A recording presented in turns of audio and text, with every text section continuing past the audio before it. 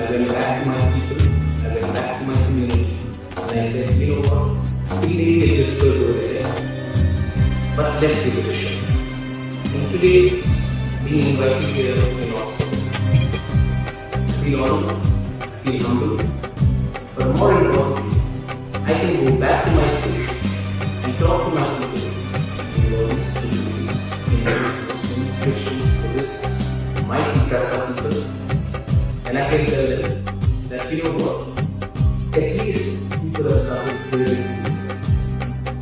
The conversation has to start when the high and mighty stand. This is the smallest build in the society, and that is true democracy.